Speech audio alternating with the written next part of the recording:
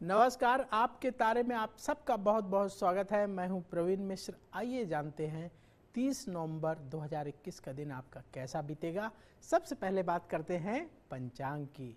30 नवंबर 2021 दिन मंगलवार है, मार्गशीर्ष मास चल रहा है और कृष्ण पक्ष है, एकादशी तिथि है, हस्त नक्षत्र है। रात को 8:34 तक फिर चित्रा नक्षत्र प्रारंभ हो जाएगा। चंद्रमा कन्या राशि में गोचर कर रहे हैं और भगवान सूर्य वृश्चिक राशि में विराजमान है।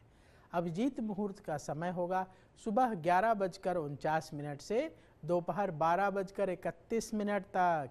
इस मुहूर्त में आप अपने महत्वपूर्ण कार्य कर सकते हैं, शुभ काम कर सकते हैं। जो भी आपको महत्वपूर्ण काम करना है तो आपको अभिजीत मुहूर्त में करना चाहिए। इससे काम के सफल होने के चांसेस बढ़ जाते हैं। दूसरा समय आपको बता रहे हैं राहु काल का। इसमें कोई भी महत्वपूर्ण काम मत करिएगा। इसका समय होता है 2:47 से शाम को 4:05 तक।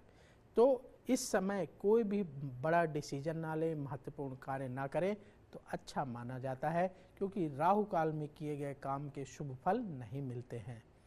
दिशा शूल है उत्तर दिशा, तो उत्तर दिशा की ओर लंबी दूरी की यात्रा ना करें।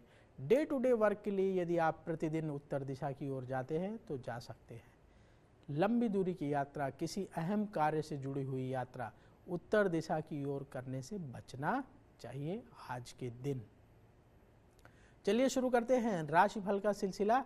साथ ही आज किसी विशेष विषय पर चर्चा भी करेंगे और बहुत सारे लोगों के सवाल आ रहे हैं, तो उनमें से उन लोगों के सवाल जरूर शामिल करेंगे जिन्होंने अपनी बर्थ डिटेल कंप्लीट लिखी है और महत्वपूर्ण क्वेश्चन लिखा है। तो आपके मन में भी सवाल हो तो आप सवाल भेज सकते हैं, और जिन लोगों ने सवाल भेजे उनमें से किसी का सवाल हम अवश्य लेंगे। आज शुरू करते हैं मेष राशि से। चंद्रमा मेष राशि से छठे घर में गोचर कर रहा है और मेष राशि का स्वामी मंगल तुला राशि में विराजमान है। कंपटीशन की भावना मन में बढ़ेगी, कार्यों में आपको और सफलता मिलेगी, दुश्मन परास्त होंगे, उधार लेन देन से बचना होगा, सकारात्मक विचार को ज़्यादा महत्व देने की आवश्यकता है। शुभ रंग है आपके लिए लाल। उपाय हनुमान जी को बूंदी के लड्डुओं का भोग लगाकर ज़्यादा से ज़्यादा लोगों को प्रसाद बांटें तो आपके लिए बहुत शुभ रहेगा। वृष राशि। चंद्रमा वृष राशि से 5वें घर में गोचर कर रहा है और वृष राशि का स्वामी शुक्र धनु राशि में विराजमान है। संतान से सुख मिलेगा, दिन अच्छा बीतेगा, परिवार वालों से सहयोग प्राप्त होगा, कार्यों में सफलता मिलेगी, मित्रों की मदद से धन लाभ होगा, शिक्षा के क्षेत्र में आपका सम्मान बढ़ेगा। शुभ रंग है गुलाबी, तो गुलाबी रंग की ड्रेस पहनिए या गुलाबी रंग की रुमाल जेब में रखकर काम पर जाएंगे तो लक आपका और बढ़ जाएगा। उपाय हनुमान जी की आरती करके दिन की शुरुआत करें तो बहुत शुभ रहेगा। मिथुन राशि। चंद्रमा मिथुन राशि से चौथे घर में गोचर कर रहा है और मिथुन राशि का स्वामी बुध वृश्चिक राशि में है। धन निवेश से आपको लाभ होगा, अधूरे काम पूरे होंगे, परिवार की समस्याएं हल होंगी, बड़े बुजुर्गों की मदद से आपके काम बनेंगे। किसी से बहस हो सकती है, इसलिए बहुत सावधान रहना होगा। शुभ रंग है आपके लिए आसमानी। उपाय गणेश जी की आरती करके दिन की शुरुआत करें तो आपके लिए बहुत शुभ रहेगा। कर्क राशि। चंद्रमा कर्क राशि से तीसरे घर में गोचर कर रहा है और कर्क राशि का स्वामी स्वयं चंद्रमा ही है। आलस्य त्याग कर मेहनत करेंगे, यात्रा की योजना बनेगी, मन में चंचलता बढ़ेगी, दिन भर काम में व्यस्त रहेंगे, स्वास्थ्य को लेकर मन में टेंशन रहेगी। शुभ रंग है आपके लिए गुलाबी और उपाय हनुमान चालीसा पढ़ के दिन की शुरुआत करें तो आपके लिए बहुत शुभ होगा। अब वक्त हो चला है आज के सवाल का। बहुत सारे लोग सवाल भेज रहे हैं, उन्हीं में से हम सवाल लेकर के इसमें कार्यक्रम में शामिल करते हैं। आप कमेंट बॉक्स में अपने सवाल लिखिए, जन्म की तारीख, जन्म स्थान, जन्म समय लिखिए और सवाल लिखकर कमेंट बॉक्स में छोड़ दीजिए। वहाँ से हम आपके सवाल उठाएंगे और कार्यक्रम में शामिल करेंगे। बस पूरी बर्थ डिटेल जरूर लिखिएगा, जन्म की तारीख, जन्म स्थान, जन्म समय और कमेंट में क्वेश्चन। सारी बातें एक ही कमेंट में लिख देंगे तो अच्छा रहेगा। वहाँ से हम आपके सवाल उठाएंगे और आगे आने वाले कार्यक्रम में उनका जवाब देंगे, आपकी कुंडली बना करके ज्योतिषीय आधार पर विश्लेषण करके। तो ये जो सवाल ले रहे हैं उनका नाम है हितेंद्र प्रजापति, इनकी डेट ऑफ बर्थ है। इन्होंने कमेंट बॉक्स में सवाल लिखा, वहीं से उठाया इनका सवाल। 19 नवंबर 1989, 1:15 सूरत का इनका जन्म है। इनका सवाल है,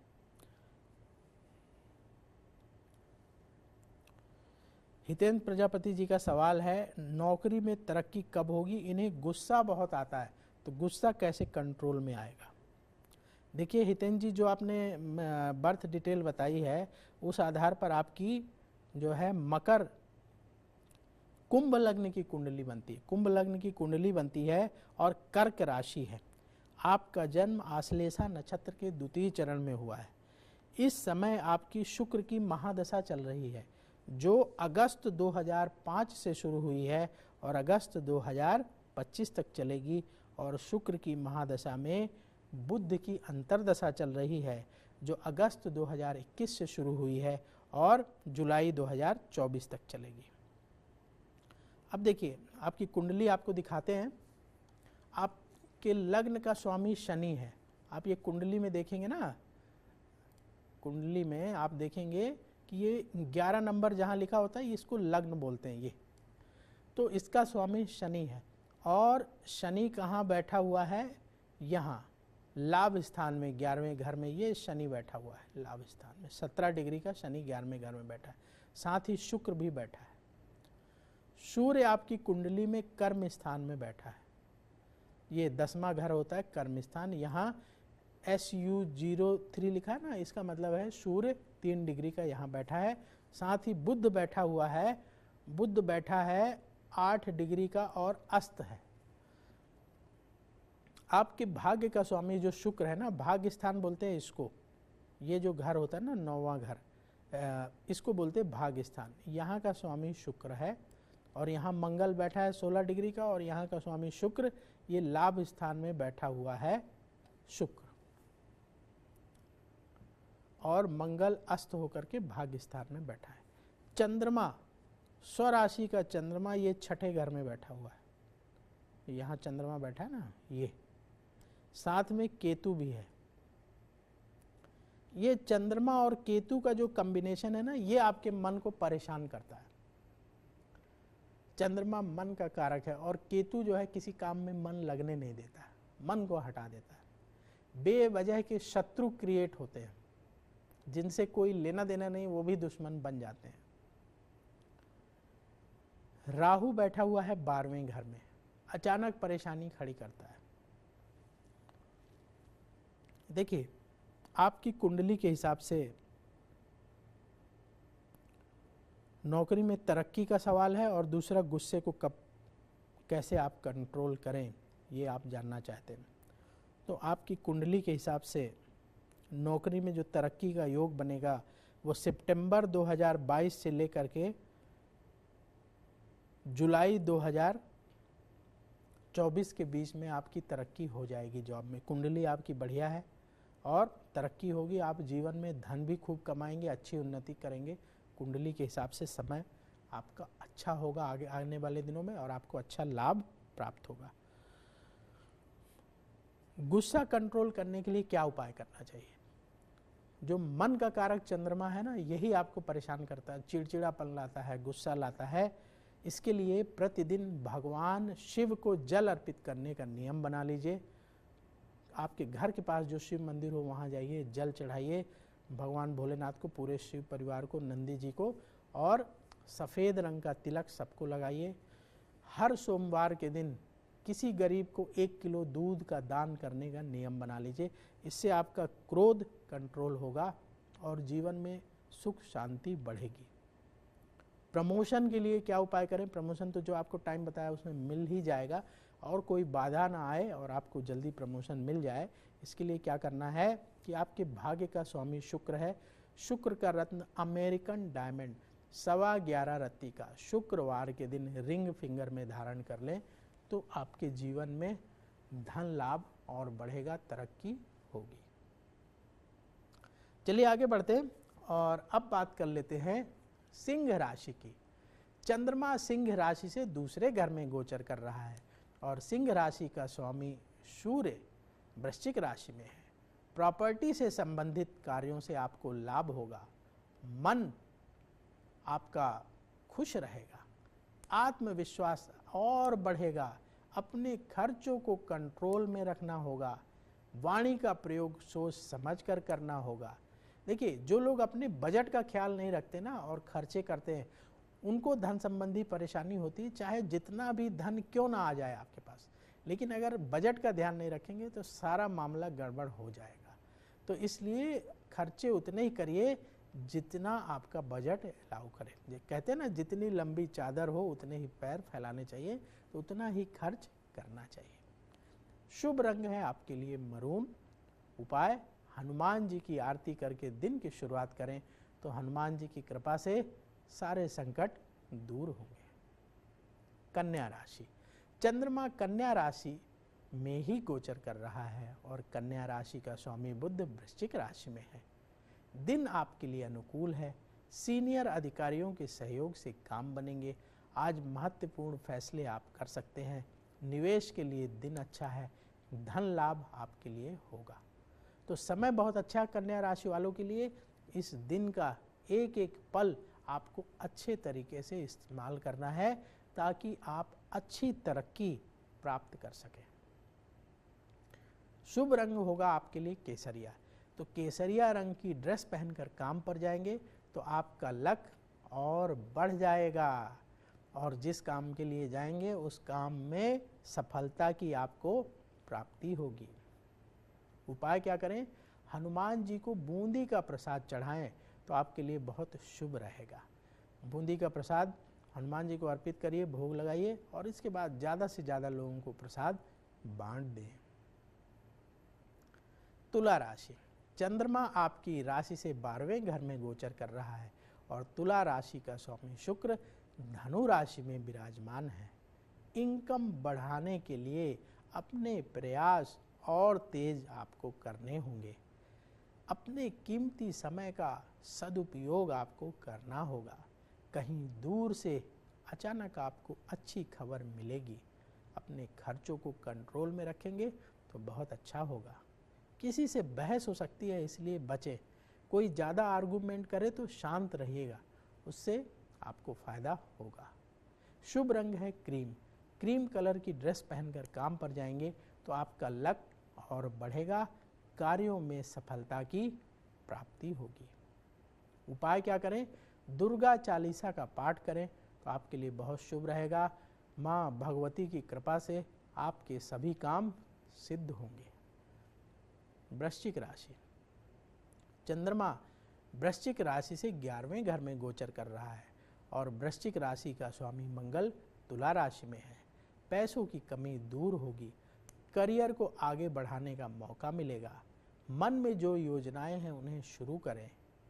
कोई भी ऐसा कार्य ना करें जिसके लिए आप तैयार नहीं हैं, यानी पूरी प्लानिंग के साथ काम की शुरुआत करेंगे तो बहुत अच्छे रिजल्ट आपको मिलेंगे। अपने अंतर आत्मा की आवाज़ सुन करके फैसला करना है। जो भी फैसला होता है, यदि आप अपने अंतर आत्मा की आवाज़ सुन करके करेंगे उनके रिजल्ट आपको अच्छे मिलेंगे। शुभ रंग है आपके लिए लाल। लाल रंग की ड्रेस पहनकर काम पर जाएंगे तो लक बढ़ेगा।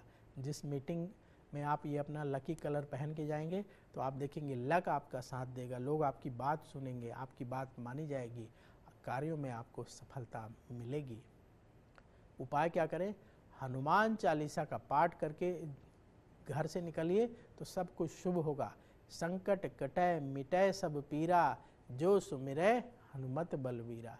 तो जो हनुमान जी का स्मरण करते हैं, कलयुग में हनुमान जी साक्षात उनकी मदद करते हैं, उनको सहयोग प्रदान करते हैं, उनके कष्टों को दूर करते हैं। और हनुमान जी की कृपा प्राप्त करने के लिए हनुमान चालीसा पढ़ना बहुत ज़रूरी है। बहुत कम समय में आप हनुमान चालीसा पढ़ लेंगे, स्मरण करेंगे हनुमान जी का, तो वो आपके संकटों को दूर करेंगे। चलिए आगे बढ़ते, एक और सवाल ले लेते हैं। सवाल जिनका ले रहे हैं उनका नाम है साहिल खेर। बहुत सारे लोगों ने सवाल भेजा है। देखिए, जो लोग अपने सवाल भेज रहे हैं उन लोगों से रिक्वेस्ट ये है कि भैया सवाल भेजते समय पूरी बर्थ डिटेल अवश्य लिखिए।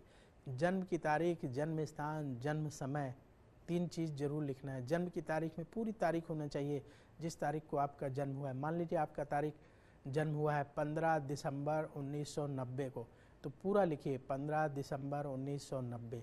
जन्म का समय पूरा एक्यूरेट लिखिए। मान लीजिए सुबह 8 बजे हुआ तो लिखिए जन्म का समय सुबह 8 बजे। जन्म स्थान में डिस्ट्रिक्ट लिखना चाहिए। अगर आप गांव लिख देंगे, कोई गांव में हुआ है या कहीं और ऐसी छोटी जगह का नाम लिख देंगे तो वो मिलेगी नहीं। जिला लिखेंगे तो जिला पकड़ में आ जाएगा। तो जिस जिले में आपका जन्म हुआ है वो जिला लिख दीजिए, साथ ही अपने प्रदेश का नाम भी लिख दीजिए, तो आपकी कुंडली बनाना आसान होगा। क्योंकि ये टेक्निकल चीज़ है ना, पूरा जो ज्योतिष है वो गणित का विषय है, मैथ का विषय है। पूरी कैलकुलेशन करनी पड़ती है, तब जाके कुंडली तैयार होती है। तो इसको थोड़ा सा गंभीरता से लें। बहुत सारे लोग जो है सिर्फ सन लिख देते हैं कि 2002 में जन्म हुआ है, 1990 में जन्म हुआ है, उससे काम आपकी कुंडली नहीं बनेगी। पूरी बर्थ डिटेल लिखिए। मान लीजिए आपका 5 अगस्त 2000 में जन्म हुआ है तो लिखिए 5 अगस्त 2000। जन्म का समय दिन को 10 बजे हुआ तो दिन को 10 बजे, रात को 10 बजे हुआ तो रात को 10 बजे। जन्म स्थान में जिला लिखना है, जिस जिले में भी आपका जन्म हुआ है उस जिले का नाम और प्रदेश का नाम लिखिए। फिर कमेंट में महत्वपूर्ण क्वेश्चन लिखिए। कुछ लोगों ने डिटेल सही लिखी और सवाल क्या पूछा, हमारा भविष्य कैसा रहेगा। आप स्पेसिफिक क्वेश्चन पूछिए कि नौकरी लगेगी कि नहीं, नौकरी में प्रमोशन होगा कि नहीं, और शादी कब होगी, और भी कोई परेशानी है तो वो स्पेसिफिक लिखिए ताकि आपकी कुंडली बनाकर जवाब दिया जा सके। क्योंकि अगर आप ज्योतिष और आपकी कुंडली अथाह समुद्र है, आपकी कुंडली में 12 घर होते हैं ना, उसमें बहुत सारी जानकारी छिपी हुई है। जो आप पूछेंगे स्पेसिफिक सवाल, हम उसी के हिसाब से कुंडली का विश्लेषण करके आपको जवाब दे देंगे। नहीं तो 12 घरों में पूरा आपका जीवन छिपा हुआ है, उसको जल्दी से बताना आसान नहीं होता। कि आपने पूछा भविष्य कैसा होगा और हमने 2 लाइन में बता दिया, नहीं। स्पेसिफिक क्वेश्चन पूछिए, कर्म के बारे में, नौकरी के बारे में, प्रोफेशन के बारे में, शिक्षा के बारे में, शादी के बारे में, या और कोई मन में सवाल हो तो आप पूछ सकते हैं। जिन्होंने सवाल भेजा, आइए इनका नाम है साहिल खेर। इनकी कुंडली बन गई है 17 जुलाई 1986, सुबह 9:30। जन्म स्थान इनका दिल्ली का है। साहिल खेर जी का सवाल है, शादी कब होगी।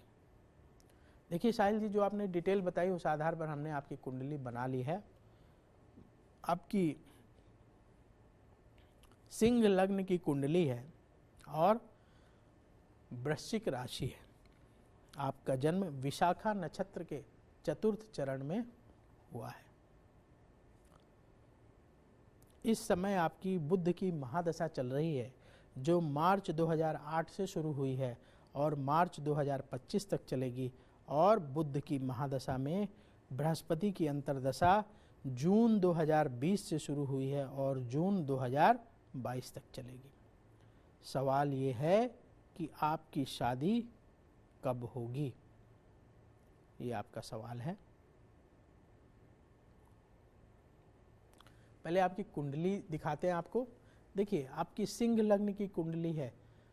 ये जहाँ 5 नंबर लिखा होता है ना, इससे हमें पता लगता है कि लग्न, जहाँ 5 नंबर लिखा हुआ है, देखिए आपको गोला बनाकर हम दिखाते हैं। ये रहा 5 नंबर, ये आपका लग्न है। सिंह लग्न की आपकी कुंडली है और लग्न का स्वामी सूर्य 0 डिग्री का ये बैठा हुआ है 12वें घर में। साथ ही बुध बैठा है यहाँ 10 डिग्री का, और अस्त भी है और वक्री भी है। जो ग्रह सूर्य के ज़्यादा पास आ जाते हैं ना, वो अस्त हो जाते हैं। तो बुध जी पास आ गए तो इसलिए वो अस्त हो गए। और आपके जो भाग्य का स्वामी है मंगल, ये भाग्य स्थान माना जाता है। यहाँ 1 नंबर की राशि, इसका स्वामी है मंगल, ये 5वें घर में बैठा हुआ है। ये मंगल बैठा ना, MR लिखा हुआ है, वक्री होकर के 5वें घर में बैठा है। सवाल ये है कि शादी कब होगी। देखिए, आपकी कुंडली के हिसाब से जून 2022 से मैरिज का योग बन रहा है। तो जून 2022 से लेकर के अप्रैल 2024 के बीच में शादी का योग है। इसी पीरियड में आपकी शादी हो जाएगी, लड़की आपको अच्छी मिलेगी। उपाय क्या करें जिससे जो शादी में बाधाएं आ रही हैं वो दूर हों। उपाय नोट करिए, हर बृहस्पतिवार के दिन 3 किलो भीगी हुई चने की दाल, 1 किलो गुड़ रख करके 3 गायों को खिला दें। क्या करना है आपको, 3 किलो चने की दाल एक दिन पहले भिगो लीजिए, उसको 3 बराबर भागों में बांट लें, 1 किलो गुड़ लें, गुड़ तीनों दाल में रखें 1-1 किलो दाल में, और गौ माता को खिलाएं। देसी गौ माता को खिलाना है। आपको गौशाला में देसी गौ माता मिल जाएंगी और बहुत जगह मिल जाएंगी, तो गौ माता को खिलाइए हर बृहस्पतिवार के दिन। शनिवार के दिन सुंदर कांड का पाठ करें और 8 गरीबों को भोजन कराएं। भोजन आप अपने घर में बनवा लीजिए, पूरी सब्जी, हलवा, कढ़ी चावल, राजमा चावल, जो आपका मन करे बनवाइए और भर पेट 8 गरीबों को खिलाना है। तो 8 पैकेट बनवा लीजिए, उसमें सब सामान रख दीजिए। मीठा ज़रूर हो 1 आइटम, हलवा बनवा लीजिए आप, जलेबी बनवा लीजिए, लड्डू बनवा लीजिए, गुलाब जामुन बनवा लीजिए, जो मन करे आपका वो बनवाइए। हर बार चाहे तो बदल सकते हैं। और 8 पैकेट बनवा करके गरीबों को दे दीजिए। क्वांटिटी इतनी रखिएगा कि 1 पैकेट जिस गरीब को मिले उसका पेट भर जाए, कम से कम 1 टाइम का भोजन उसका हो जाए। ये उपाय करना शुरू करिए और तब तक करते रहना है ये दोनों उपाय जब तक आपकी मैरिज हो नहीं जाती। जो डेट हमने बताई है, भगवान की कृपा रही तो उसमें आपकी शादी हो जाएगी। हमारी शुभकामनाएं आपके साथ हैं। शादी हो जाए तो मिठाई ज़रूर खिलाइएगा। चलिए आगे बढ़ते और अब बात कर लेते हैं धनु राशि की। चंद्रमा धनु राशि से 10वें घर में गोचर कर रहा है और धनु राशि का स्वामी बृहस्पति कुंभ राशि में है। काम काज समय पर होंगे, धन लाभ के रास्ते खुलेंगे। अपने समय का आपको सदुपयोग करना होगा। पैसा किसी को उधार ना दें तो अच्छा रहेगा। सेहत को लेकर के सावधान रहें, अपने खान पान का ख्याल रखें। शुभ रंग है आपके लिए केसरिया। केसरिया रंग की ड्रेस पहनकर काम पर जाएंगे तो आपका लक और बढ़ेगा। उपाय क्या करें, सुंदर कांड का पाठ करें तो आपके जीवन में सब कुछ सुंदर सुंदर होगा। मकर राशि, चंद्रमा मकर राशि से 9वें घर में गोचर कर रहा है और मकर राशि का स्वामी शनि मकर राशि में ही विराजमान है। आपकी योजनाएं कामयाब होंगी। परिवार के सहयोग से आपको फायदा होगा। अनावश्यक धन खर्च करने से बचना होगा। ये समय वाणी पर नियंत्रण रखने का है, तो जो भी बोलेंगे सोच समझ करके बोलेंगे तो बहुत अच्छा रहेगा। कोई ऐसी बात आप ना कहें जिससे आपकी टेंशन बढ़ जाए। शुभ रंग है आपके लिए हल्का नीला। हल्के नीले रंग की ड्रेस पहनकर काम पर जाएंगे तो लक आपका और बढ़ेगा। उपाय क्या करें, हनुमान मंदिर में बेसन के लड्डुओं का भोग लगाएं तो आपके लिए बहुत शुभ रहेगा। तो भोग लगा करके प्रसाद बांटना है और ज़्यादा से ज़्यादा लोगों को प्रसाद देना है। कुंभ राशि, चंद्रमा कुंभ राशि से 8वें घर में गोचर कर रहा है और कुंभ राशि का स्वामी शनि मकर राशि में है। आपको कार्यों में सफलता मिलेगी। पूरे मन से काम करने का दिन है। ईगो से बचना होगा। अपने से बड़ों की बात मानेंगे तो सुखी रहेंगे। अधिकारियों से मिलने में देरी ना करें। यदि कोई मीटिंग है तो समय पर जाइए, मुलाकात करिए, आपको लाभ होगा। और हाँ, स्वास्थ्य के मामले में लापरवाह ना हो। यदि कोई दवाई ले रहे हैं तो समय पर अपनी दवाई लेते रहिएगा। स्वास्थ्य का ख्याल रखना बहुत ज़रूरी है। शुभ रंग है आपके लिए आसमानी। तो आसमानी कलर की ड्रेस पहनकर काम पर जाएंगे तो आपका लक बढ़ेगा। उपाय क्या करें? किसी गरीब को लाल फल का दान करें तो आपके लिए बहुत शुभ रहेगा। अब बात करते हैं मीन राशि की। चंद्रमा आपकी राशि से 7वें घर में गोचर कर रहा है और मीन राशि का स्वामी बृहस्पति कुंभ राशि में है। बड़े फैसले करने का समय है, आप बड़ा फैसला कर सकते हैं, अपनी जिम्मेदारी निभाने में कामयाब होंगे। पूरी प्लानिंग से काम करिए तो आपको बहुत फायदा होगा। अपने मन को भटकने से रोकना होगा। संतान की जरूरतों को पूरा करने में देरी ना करें तो बहुत अच्छा रहेगा।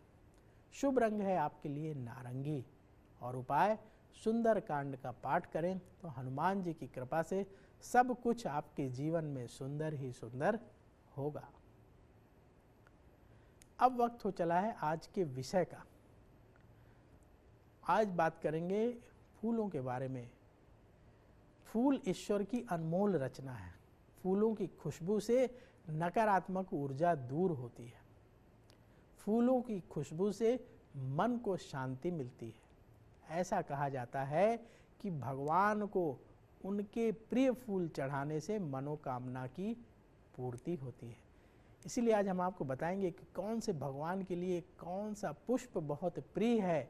अगर आपने उनको चढ़ा दिया तो उनका विशेष आशीर्वाद मिलेगा। वैसे भी धार्मिक अनुष्ठान, पूजा पाठ, आरती में हम सब फूलों का प्रयोग करते ही हैं। तो कौन से देवता को कौन सा फूल चढ़ाने से विशेष कृपा मिलती है, ये हम आपको बताते हैं। और किस भगवान को कौन सा फूल नहीं चढ़ाना चाहिए, ये भी बताते हैं। तो सबसे पहले बात करते हैं गणेश जी की। क्यों? क्योंकि गणेश जी प्रथम पूज्य हैं। सबसे पहले पूजा हम गणेश जी की ही करते हैं। तो गणेश जी को क्या नहीं चढ़ाना चाहिए? देखिए, भगवान गणेश को तुलसी दल छोड़कर सभी प्रकार के फूल चढ़ाए जा सकते हैं। भगवान गणेश को जो सबसे अधिक प्रिय है वो है दूर्वा यानी दूब घास। तो जब भी भगवान गणेश का आप पूजन करें तो दूब घास भगवान गणेश को अवश्य अर्पित करिएगा। और यदि आप गणेश जी को प्रसन्न करना चाहते हैं तो दूब घास की माला बना लीजिए। माला बनाने का बड़ा सिंपल तरीका है। थोड़ी सी दूब घास ली, उसकी गट्ठी बना ली, फिर ऐसे थोड़ी सी ली, गट्ठी बना ली। जब बहुत सारी गट्ठियाँ तैयार हो जाए तो उसको एक धागे में ऐसे बांधते चले जाइए, पूरी माला बन जाएगी। और फिर भगवान गणेश को अर्पित कर दीजिए। गणेश जी बहुत प्रसन्न होते हैं। और फिर आप उनसे जो निवेदन करेंगे तो आपकी मनोकामना भगवान गणेश पूर्ण करेंगे। तो ये छोटा सा लेकिन बहुत सुंदर उपाय है भगवान गणेश का आशीर्वाद पाने का। तो गणेश जी को दूर्वा बहुत प्रिय है। गणेश पूजन में दूर्वा का प्रयोग अवश्य करिएगा। अब बात करते हैं भगवान गणेश के पिताजी की, भोलेनाथ की, शिव जी की। तो भगवान शिव को धतूरे का फूल सबसे अधिक प्रिय है। इसके अलावा भगवान शिव को बेलपत्र भी बहुत प्रिय है। तो धतूरे का फूल चढ़ाइए, बेलपत्र चढ़ाइए। इसके साथ ही भगवान शिव को हर श्रृंगार का पुष्प, नाग केसर के सफ़ेद पुष्प, कनेर का पुष्प, आक का पुष्प आदि भी चढ़ाने का विधान है। तो आप कनेर का पुष्प, नाग केसर का पुष्प, हर श्रृंगार का पुष्प भी भगवान गणेश को चढ़ा सकते हैं या भगवान शिव को चढ़ा सकते हैं। भगवान शिव को क्या नहीं चढ़ाना चाहिए? देखिए, भगवान शिव को कदम्ब का पुष्प, अनार का पुष्प, केवड़े का पुष्प, मालती का पुष्प, जूही का पुष्प, कपास का पुष्प नहीं चढ़ाना चाहिए। इस बात का ख्याल रखिएगा। अब बात करते हैं माँ दुर्गा को क्या अर्पित करें, माँ दुर्गा को क्या प्रिय है। देखिए, माँ दुर्गा को लाल गुलाब और गुड़हल का फूल बहुत प्रिय है। तो जब भी माँ दुर्गा का पूजन करें तो लाल गुलाब माँ दुर्गा को अवश्य अर्पित करिएगा। उनकी विशेष कृपा आपको प्राप्त होगी। माँ दुर्गा को बेला, अशोक, केवड़ा का फूल भी आप चढ़ा सकते हैं, उससे भी माँ दुर्गा प्रसन्न होती हैं। माँ दुर्गा को क्या नहीं चढ़ाना चाहिए? देखिए, माँ दुर्गा को दूर्वा और तुलसी दल नहीं चढ़ाना चाहिए। दूब घास और तुलसी दल माँ दुर्गा को अर्पित नहीं करना चाहिए। अब बात करते हैं लक्ष्मी जी को कौन सा पुष्प बहुत प्रिय है, क्योंकि यदि लक्ष्मी जी प्रसन्न हो गई ना तो धन की कमी आपको जीवन में कभी नहीं रहेगी। तो लक्ष्मी जी को प्रसन्न करना हर कोई चाहता है, तो उनका प्रिय पुष्प यदि आपने अर्पित किया तो माँ लक्ष्मी का विशेष आशीर्वाद आपको प्राप्त होगा। तो लक्ष्मी जी को क्या पुष्प आप चढ़ाएं? तो देखिए, माँ लक्ष्मी को कमल पुष्प बहुत प्रिय है, सबसे ज़्यादा प्रिय माँ लक्ष्मी को है कमल का पुष्प, इसलिए कमल का पुष्प जरूर चढ़ाइएगा, वो बहुत प्रसन्न होती हैं। उन्हें पीले पुष्प भी बहुत प्रिय हैं, तो पीले रंग का फूल भी माँ लक्ष्मी को आप चढ़ा सकते हैं। इसके अलावा माँ लक्ष्मी को लाल गुलाब भी बहुत प्रिय है, तो लाल गुलाब भी आप माँ लक्ष्मी को अर्पित कर सकते हैं। तो माँ लक्ष्मी का आशीर्वाद पाने के लिए आप ये जो पुष्प हमने आपको बताए, इनमें से जो पुष्प मिल जाए अवश्य चढ़ाइएगा, और फिर अपने जो भाव है वो निवेदन करिएगा, माँ लक्ष्मी की कृपा आपको प्राप्त होगी। अब बात करते हैं भगवान विष्णु को कौन से पुष्प प्रिय है। देखिए, भगवान विष्णु जी को कमल का पुष्प, जूही का पुष्प, कदम का पुष्प, केवड़े का पुष्प, चमेली का पुष्प, अशोक का पुष्प, मालती, चंपा, बैजंती के पुष्प विशेष प्रिय हैं। इसके साथ ही भगवान विष्णु को पीले रंग के पुष्प भी बहुत प्रिय हैं, तो भगवान विष्णु को ये पुष्प आप चढ़ा सकते हैं। साथ ही भगवान विष्णु को तुलसी दल अति प्रिय है। जो लोग तुलसी दल भगवान विष्णु को अर्पित करते हैं, भगवान विष्णु उन पर शीघ्र प्रसन्न होते हैं। तो भगवान विष्णु को शीघ्र प्रसन्न करने के लिए तुलसी दल अवश्य अर्पित करिएगा। भगवान विष्णु को कौन से पुष्प नहीं चढ़ाने चाहिए? देखिए, भगवान विष्णु को आक का पुष्प, धतूरे का पुष्प नहीं चढ़ाना चाहिए, इस बात का ध्यान रखिएगा। सरस्वती जी की बात करते हैं। विद्या की देवी सरस्वती जी को प्रसन्न करने के लिए आपको कौन से पुष्प अर्पित करना चाहिए?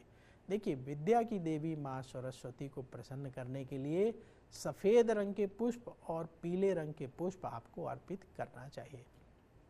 जैसे आप सफ़ेद गुलाब, सफ़ेद कनेर का पुष्प, पीले रंग के गेंदे का पुष्प माँ सरस्वती को अर्पित कर सकते हैं। इससे वो बहुत प्रसन्न होती हैं और आशीर्वाद देती हैं। जिनको माँ सरस्वती का आशीर्वाद प्राप्त हो गया, उनको विद्या की प्राप्ति होती है, और जिसको विद्या मिल गई तो विद्या में इतनी शक्ति है कि आप जहाँ चाहें वहाँ धन कमा सकते हैं, और विद्या में इतनी शक्ति है कि आप जहाँ चाहें वहाँ सम्मान प्राप्त कर सकते हैं। विद्या में इतनी शक्ति है कि उसको आपको ढो करके ले जाने की ज़रूरत नहीं पड़ती, क्योंकि वो आपके दिमाग में रहती है। विद्या में इतनी शक्ति है कि विद्या को कोई चुरा नहीं सकता है। स्वदेशे पूजते राजा विद्वान सर्वत्र पूजते। राजा की पूजा सिर्फ उसके देश में होती है, लोग उसके देश के लोग इज्जत करते हैं। हमारे राजा साहब हैं, नाराज हो जाएंगे तो गड़बड़ हो जाएगा। लेकिन जो विद्वान है ना, उसकी पूजा सर्वत्र होती है। जहाँ वो चले जाएंगे, वहाँ जहाँ उन्होंने अपनी विद्या की बात की, लोग उनके विद्या को महत्व देंगे और उनकी इज्जत करेंगे। इसी तरीके से विद्या धन को सर्वश्रेष्ठ धन कहा गया है। न चौर्य हार्यम, विद्या धन आपके पास है ना, तो उसे चोर चुरा नहीं सकता, क्योंकि आपके दिमाग में है। न चौर्य हार्यम, न च राज्य हार्यम, न राज्य सरकार उसमें टैक्स लगा सकती है, न उसको जब्त कर सकती है, क्योंकि आपके दिमाग में है। न च भ्राज्य भाज्यम, न भाई उसमें हिस्सा मांग सकता।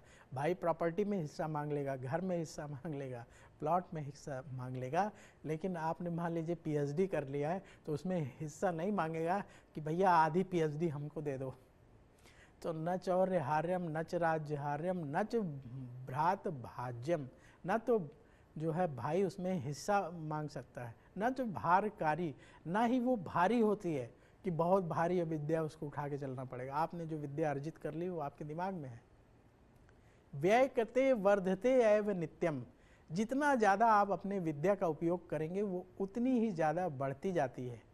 व्यय कृते, जितना ज़्यादा व्यय करेंगे, उसको खर्च करेंगे, जितना ज़्यादा विद्या का आप दान करेंगे, वर्धते एव नित्यम, उतनी ज़्यादा वो बढ़ती चली जाती है। विद्या धनम सर्वधनम प्रधानम, जो विद्या धन है वो सभी धनों में प्रधान धन कहा गया है। इसलिए हम सबको विद्या अर्जित करनी चाहिए, किसी न किसी विषय का विशेषज्ञ बनने की कोशिश करनी चाहिए। उम्र चाहे कोई भी हो, बिल्कुल टेंशन मत लीजिएगा कि पंडित जी हमारी एज ज़्यादा हो गई अब हम नहीं पढ़ सकते। नहीं, किसी भी एज में आप कुछ भी पढ़ सकते हैं। एनी टेक्निकल लैंग्वेज आप पढ़ सकते हैं, आप कंप्यूटर सीख सकते हैं, आप प्रोग्रामिंग लैंग्वेज सीख सकते हैं, तरह तरह की नई नई प्रोग्रामिंग लैंग्वेज आती हैं, आप अभी भी सीख सकते हैं, मैं भी अभी सीख सकता हूँ, हम सब सीख सकते हैं। इसके साथ ही हमें अपने बच्चों को भी खूब विद्या पढ़ानी चाहिए, उनको कोई ना कोई ऐसा सब्जेक्ट ज़रूर सिखाना चाहिए जिसके वो एक्सपर्ट बन जाएं। देखिए, एक सब्जेक्ट में यदि आप विशेषज्ञ बन गए तो जीवन भर सुखी रहेंगे। सभी सब्जेक्ट का थोड़ा थोड़ा ज्ञान लेकर के जो लोग आगे बढ़ते हैं तो थोड़ा आगे बढ़ पाते हैं, लेकिन जो एक विषय के विशेषज्ञ बन जाते हैं वो बहुत तरक्की करते हैं। क्योंकि जब आप स्पेशलिस्ट होंगे किसी चीज़ के तो उसके जो ज़रूरतमंद लोग हैं, जिस चीज़ के आप स्पेशलिस्ट हैं, वो आपके पास आएंगे, आपको धन देंगे। तो इसलिए विद्या को बहुत महत्व देना चाहिए। अब बारी आ गई आज के उपाय की। सभी मनोकामनाओं की पूर्ति के लिए आपको हनुमान जी को कौन सा पुष्प चढ़ाना चाहिए? देखिए, हनुमान जी कलयुग में साक्षात ऐसे देवता हैं जो आपकी मनोकामना को पूर्ण कर सकते हैं, हर तरह के संकट से आपको निकाल सकते हैं। तो बजरंगबली को लाल या पीले रंग के पुष्प अर्पित करना चाहिए। भगवान हनुमान जी को गुड़हल का फूल, गुलाब का फूल, गेंदे का फूल आप अर्पित कर सकते हैं, या इनमें से कोई एक फूल अर्पित कर सकते हैं। 11 मंगलवार तक लगातार आप कोई एक फूल चुन लीजिए और अर्पित करिए, तो हनुमान जी की विशेष कृपा आपको मिलेगी और आपकी मनोकामनाएं पूर्ण होंगी। तो ये उपाय आप आजमा सकते हैं। फूलों में अद्भुत शक्ति होती है, इसीलिए हम भगवान को पुष्प अर्पित करते हैं। तो फूल अर्पित करिए हनुमान जी को, हनुमान जी की कृपा से आपकी मनोकामनाएं पूर्ण होंगी। तो आप सबका दिन बहुत शुभ हो। कल फिर होगी मुलाकात। नमस्कार।